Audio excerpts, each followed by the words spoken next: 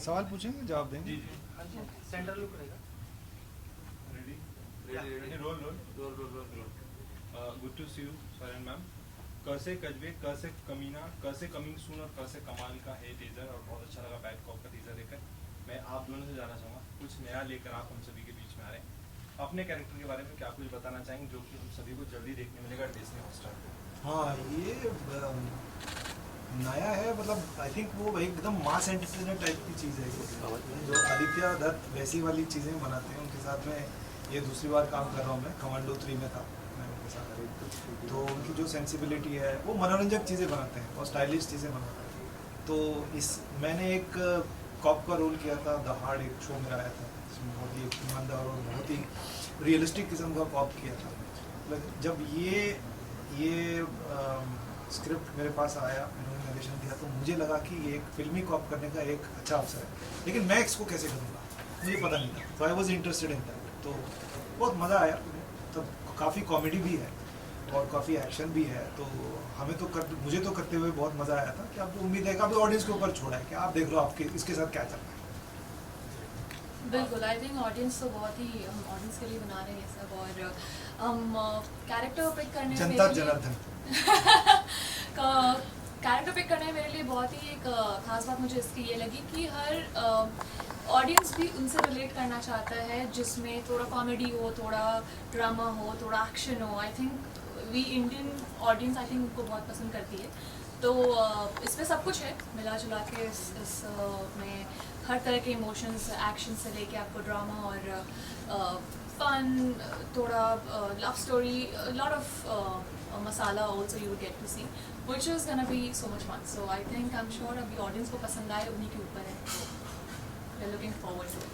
अनुराग sir को as a director तो काफ़ी ज़्यादा पसंद किया ही गया था, बट इसमें एज अ मेन लीड वो काम कर रहे हैं, तो किस तरह का डिफरेंसेस आपको लगा? हाँ, तो वही कि मेन लीड है ना, तो अभी उनके पास पॉट बॉय है, मेकअप मैन है, एक असिस्टेंट है, 4 मैनेजर है। नहीं, मैं मजाक कर रहा हूँ, इसको समझ नहीं आ रहा है यार, प्लीज हंस भी नहीं रहे। नहीं, वो काफ़ी अच्छा कर लेते हैं एक्टिंग, क्योंकि वो थिएटर करते थे पहले। जब वो पहले मुंबई आए थे तो मकरान सर के साथ बहुत नाटक किया उन्होंने, कई सारे शोज किए उन्होंने, लेकिन वो फिल्म मेकर ही बनना चाहते थे, कहानीकार ही बनना चाहते थे, तो उस पर ज़्यादा उन्होंने ध्यान दिया। जब उनको लिखने का और डायरेक्शन करने का मौका मिला तो फिर उधर चले गए। लेकिन एक्टिंग की समझ है, क्राफ्ट की समझ है। हाँ, हमारे जितना इंटरेस्ट लेके नहीं करते, लेकिन बिल्कुल वो कला की समझ है, उन्हें करते हैं, अच्छा करते भी हैं। और मुझे लगता है और थोड़ा इंटरेस्ट लेके करेंगे तो और अच्छा कर पाएंगे। मज़ेदार रहा उनके साथ, क्योंकि बतौर डायरेक्टर भी मैं उनके साथ काम कर चुका हूँ, वो मेरे प्रोड्यूसर भी बने हैं। आगे भी मेरे एक बच्चों की फिल्म की है हमने, लिटिल थॉमस, उसके भी प्रोड्यूसर हैं। तो एक अनुभव ऐसा भी रहा मेरा कि उनके साथ मैंने स्क्रीन भी शेयर किया और खूब सारी बातें की हमने, क्योंकि डायरेक्ट नहीं कर रहे थे तो बैठ के हम लोग बहुत गप्पे मारते थे और मुझे बड़े क्यूट लगते हैं, और दुनिया भर की बातें की हमने। ये अनुभव मेरे पास पहले नहीं था, अब मिल गया। नो, इसके पहले जब आप सर के साथ काम किए थे तो वो डायरेक्टर थे, आप एक्टर थे। हाँ, और प्रोड्यूसर भी थे मेरे, क्योंकि हंटर के प्रोड्यूसर थे, शैतान के प्रोड्यूसर थे, और पेडलर्स के भी प्रोड्यूसर बने हैं।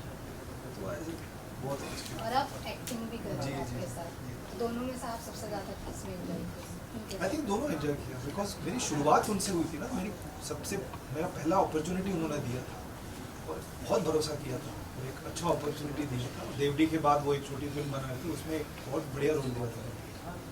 तो उसके बाद शैतान जैसी फिल्म को उन्होंने प्रोड्यूस किया, वो मेरे लिए काफ़ी इम्पैक्टफुल रहा।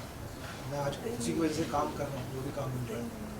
तो मैंने वो भी एंजॉय किया, लेकिन ये भी मैंने एंजॉय किया। मैं जानता था कि वो एक्टिंग करते हैं, कई सारे ऐसे डायरेक्टर हैं जो करते हैं एक्टिंग के संबंध में, लेकिन वो पहले इतना नहीं करते थे, लेकिन आजकल कर रहे हैं।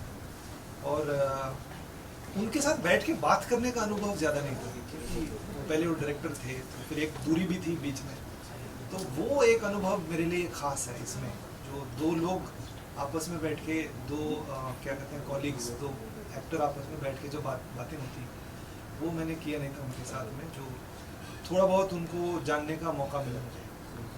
इवन ऐश्वर्या, इसके पहले आप खाकी और स्पेशल ऑप्शन, आपका काफ़ी इम्पैक्टफुल कैरेक्टर रहा है, लोगों को काफ़ी पसंद आया, लेकिन इस बार आपका क्या एक्सपेक्टेशन था कि आपको कैसा कैरेक्टर मिलेगा और लोगों को क्या कुछ नया देखने को मिलेगा? So after doing special ops और खाकी के बाद मुझे खाकी के बाद काफ़ी उस टाइप के रोल्स मिलने शुरू हुए थे। नीता देवी के बाद उषा देवी और सिमिलर कैरेक्टर्स जो मुझे वो ब्रेक करना था और मेरे लिए एज एन एक्टर बहुत इम्पॉर्टेंट था।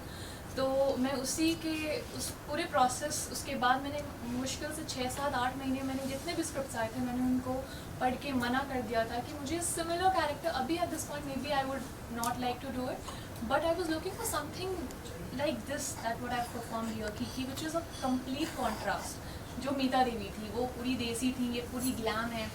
तो ये बहुत ही I was looking out for this. फिलहाल हमारे कास्टिंग डायरेक्टर उन्होंने मैसेज किया कि डायरेक्टर आपसे मिलना चाहते हैं क्योंकि उन्होंने खाकी भी देखी है and there was a lot of mention even by Anurag sir. मैंने काम उनके साथ नहीं किया पर उन्होंने मेरा काम देखा है और काम के थ्रू अनुराग सर अगर कहीं बोल दे कि इनका काम अच्छा है तो लोग उसको सच में सीरियसली लेते हैं बिकॉज उनका काम खुद का भी इतना वो कुछ भी supreme बोलते हैं रहा लोग है। सीरियसली ले लेते तो हैं। Definitely there is no denial. So उसके उनके मेंशन से a lot of in the production also they really like my previous work. तो उस वजह से मैं कहूँगी कि आज मुझे ये अपॉर्चुनिटी मिली और ये बहुत बड़ी बात है मेरे लिए कि मीता के बाद एक कम्प्लीटली कॉन्ट्रास्ट कैरेक्टर में बिलीव करना कि हाँ ये कर पाएंगी, वो काफ़ी मतलब आई एम ग्रेटफुल कि उन्होंने मुझ में देखा कि मैं उसके ऑपोजिट कैरेक्टर को कर सकती हूँ और मेरे लिए बहुत खुशी की बात है कि मैंने किया है, मैंने पूरी कोशिश की है। आई होप आप लोगों को पसंद आए और प्लीज़ बताइएगा कैसा लगा। गुलशन जी, मैं आपसे ऐशा जी मैं आपसे जानना चाहूँगा, सौरभ सर आपके साथ, अनुराग सर है, इस सीरीज में देखा गया जो हमने टीजर देखा उसके अंदर एक क्राफ्ट आर्ट दोनों समझ में आ रहा है। अगर सीरीज बनती है उसके अंदर एक्टिंग के लिए जो होता है अलग अलग जॉनर्स दिए जाते हैं, लेकिन यहाँ पर जो एक्टिंग का जॉनर दिख रहा है कहीं ना कहीं आर्ट और क्राफ्ट पे काम करने वाले एक्टर्स के साथ बनी गई बैड कॉप सीरीज है।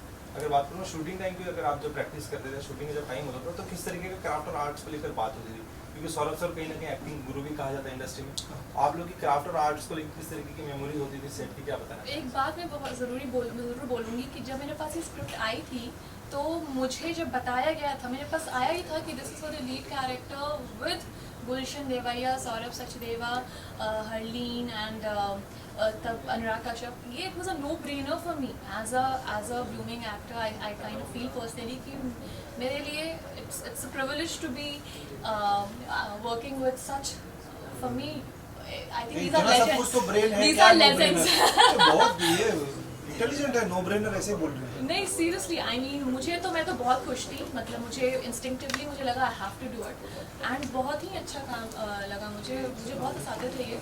बीच बीच में थोड़ा हमारा डिफरेंट अप्रोच भी होता था कि she has a different approach, बहुत परेशान करते मैं बट बहुत इरिटेटिंग हूँ। नहीं बट मुझे बहुत अच्छा इनके लगा। लिए दिस खास। Lot to learn from him, lot to learn from Anurag sir, lot to learn. I have done Saurabh sir's few hours workshop, उसके बाद I have been very fond of him. तो काफ़ी अच्छे मुझे बहुत कुछ सीखने को मिला। साथ में हमारी रिहर्सल्स नहीं होती थी और सौरभ उनका काम देखा हुआ था मैंने, क्योंकि सीक्रेट गेम से शुरुआत की थी उन्होंने। तो मैं उनके जो एक्टिंग इंस्टीट्यूट है वहाँ वो बहुत यूट्यूब पे वीडियोस अपलोड करते हैं, तो मैं देखता हूँ, ये सब सुनता हूँ, क्योंकि मैं तो पढ़ा नहीं हूँ ना, तो मैं ऐसे जानकारी मतलब लोगों को सुन के उनका काम देख के और तजुर्बे से किताबें पढ़ के ऐसे सीखा हूँ। तो ऐसे लोग जब बात करते हैं तो मैं सुनता हूँ उनको। तो एक आइडिया था कि ये क्राफ्ट के बारे में बहुत कुछ जानते हैं। तो सेट पे पहली बार हमारी एक्चुअली मुलाकात हुई, इससे पहले कुछ अवार्ड फंक्शन वगैरह में हाय हेलो हुई है बस, लेकिन बैठ के ऐसे गप्पे नहीं मारे। And he was very interested in me. मुझे बहुत ये इंटरेस्ट था कि वो क्या है उनकी ज़िंदगी, कहाँ से आए, क्यों आए, कैसे आए, उनका क्या तजुर्बा रहा है, उस किस नज़रिए से देखते हैं, उनकी क्या अप्रोच है, वो सब एक जानने का मौका मिला। और उनके लिए भी उन्होंने मेरा प्रोसेस, तो आप फिर कुछ नया आपको दिखता है, हाँ मैं कर सकता हूँ ये, लेकिन क्योंकि वो एक्टिंग ट्रेनर है, वो ये माइंडसेट लेके नहीं आए कि मैं सब कुछ जानता हूँ, मैं आपको बताऊंगा कि आपका अप्रोच क्या होना चाहिए, वैसा बिल्कुल नहीं। Very easy to work with, वो अपना प्रोसेस वो खुद के लिए इस्तेमाल करते हैं और इट वाज अ प्लेजर। वो इंटरेस्टिंग आदमी है, उनके सोच विचार काफ़ी इंटरेस्टिंग है, बहुत जाने माने एक्टरों के साथ उन्होंने काम किया, उनको ट्रेन किया है, तो obviously he comes from a lot of experience. तो मैं ऑब्जर्व करता था कि उनका क्या प्रोसेस है, वो किसी रोल को कैसे अप्रोच करते हैं। So that was quite interesting for me. बाकी इन आपने लोग मेमोरी की बात की, हमारा कुछ जो हमारा विंडो हॉपिंग सीन है, आई थिंक वो हमेशा यादगार है। अच्छा वो मेमोरी बहुत हाँ मैं वो तो एक्शन सीन्स में आई थिंक मेरी वो देखने क्या को वो मिलेगा। कैमरा पे नहीं बोल सकता, वो फट गई थी ना तो बट इन्होंने हाँ फन था। मैं तो बहुत एक्साइटेड थी, आई मीन बट इन्होंने संभाला। आई थिंक हम में से कोई एक गिरने वाला भी था। मुझे लगा मैं इनको संभाल रहा हूँ लेकिन मैं नहीं बट संभाल रहा एक्चुअली नहीं संभाल रहे थे, मुझे पता मैं संभाल रहा था। मुझे नहीं संभाल रहे थे आप। नहीं हो पा रहा था, मुझे लगा कि मैं आपको संभाल रहा हूँ लेकिन मैं मेरी खुद ही हालत इतनी खराब थी वहाँ पे। फिर मैंने संभाल लिया। हाँ आप ये एडॉप्शन है एक जर्मनी ड्रामा की। हाँ ऐसा मैंने सुना है, मैंने भी सुना है दोस्त, तुमने भी सुना है एक अफवाह नहीं है एक जर्मन शो है आई थिंक जिसका नाम भी बैड कॉपी है। तो रेंसिल डिसिल्वा जो फिल्म मेकर है उन्होंने इस चीज़ को लिखा है, इसका अडेप्टेशन किया है, अनुवाद भी नहीं है अडेप्टेशन। तो क्योंकि मुंबई की कहानी है, उस हिसाब से किरदार कहानियों में कुछ बदलाव है, लेकिन कितना एग्जैक्टली मुझे पता नहीं है बिकॉज मुझे सोर्स मटेरियल के बारे में कोई जानकारी है ना मैंने देखा हुआ है, खाली गूगल करके पोस्टर देखा है, थोड़े बहुत सिमिलर है कहीं ना कहीं। मालूम नहीं मुझे नहीं मालूम। आपने देखा है तो आपको मालूम होगा। मैंने काफ़ी इसके बारे में पढ़ा और देखा। रिसर्चर तो मीन्स अगर इस तरह के कुछ आ जाते हैं जो पहले हो चुके हैं और वापस रिक्रिएट हो रहा है, सो वो कितना डिफिकल्ट और इजी हो जाता है? डिफ़िकल्ट तो नहीं है, इजी भी नहीं है। डिफ़िकल्ट इजी आपकी तैयारी पे, एटलीस्ट मेरे पॉइंट ऑफ व्यू से जब मैं तैयारी करके जाता हूँ किसी चीज़ को समझ के मैं करता हूँ तो मेरे लिए इजी हो जाता है। अब मैं ऐसे ही पहुँच जाऊँगा सेट पे तो डिफ़िकल्ट हो जाता है। जैसे यहाँ पे एक्शन करना पड़ा, थोड़ी बहुत फिजिकल तैयारी करनी पड़ी मुझे क्योंकि वो है नहीं हूँ मैं, एक्शन टाइप का नहीं, विद्युत जामवाल नहीं हूँ, तो I have to prepare mentally physically और मेरे लिमिटेशंस हद में रह के मुझे करना पड़ेगा। तो वो सब है, वो उसके लिए प्रिपरेशन करके जाएंगे तो सब कुछ ईजी है। सर लास्टली आप अपने फ्रेंड्स फैमिली फैंस को क्या कुछ कहना चाहेंगे जो इस सीरीज का वेट कर रहे हैं? फ्रेंड्स फैमिली फैंस तो देखेंगे ही, और बाकी लोग जो हम लोगों को नहीं जानते आप भी देख लो, आप भी बन जाओगे फ्रेंड फैमिली और फैंस, है ना, मज़ेदार चीज़ है ये। चलो मिक्स ऑफ ड्रामा। कहाँ चलना है?